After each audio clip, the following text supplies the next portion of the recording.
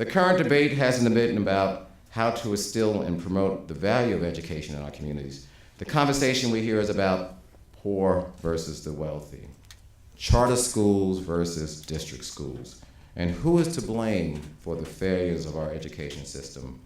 People on both sides of this debate have been guilty of contributing to the current polarized atmosphere. The poisonous debate is hurting our children, plain and simple, and they don't have time to wait for us to grow up. The problems facing our schools are extremely complicated. They can't be summed up in 10-word sound bites. And above all, they can't be solved until we start listening and working together. In the interest of our children, that has to start today. I view my transition to the role of chancellor as an opportunity for us to begin anew, because 1.1 million students are counting on us to get it right. My father, now a grandfather, the most important thing for me to do is ensuring that our children and grandchildren are safe and happy and offered a quality education. Whether we live in Queens or Manhattan, Brooklyn, the Bronx or Staten Island, we want the same thing for our children: great world-class schools to educate our students. But if we're ever going to get there, we need to start to talk honestly about the challenges we face in educating our children.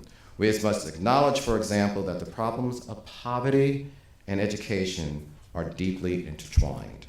Right now, on one side of the debate, we have people saying no excuses. They say that there's no problem that can't be overcome in a child's life if they have access to a great school.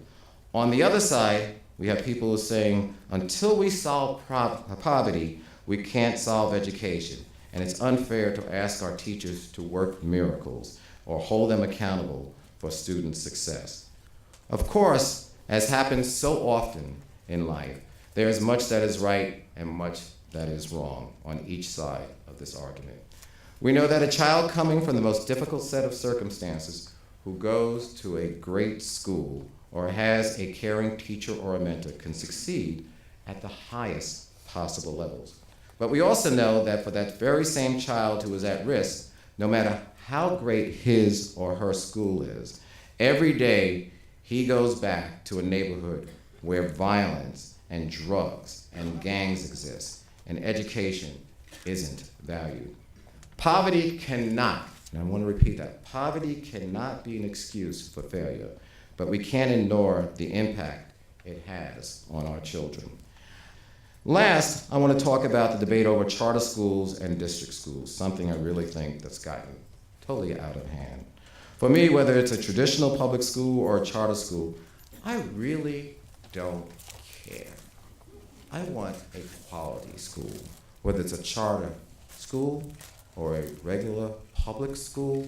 I want that to be a high quality school.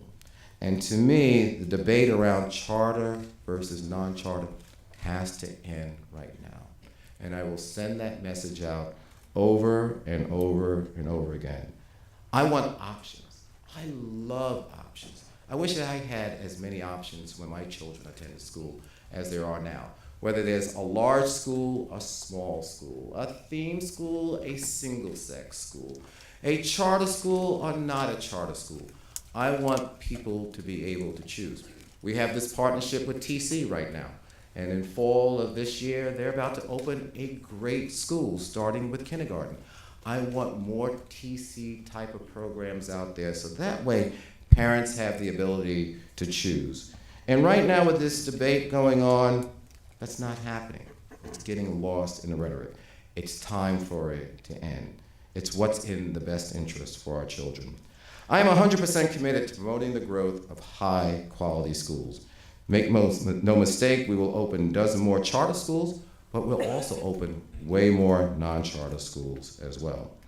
I'm 100% committed to making sure that we increase the number of options for our children, but more importantly, we'll have high quality options for our students and our parents.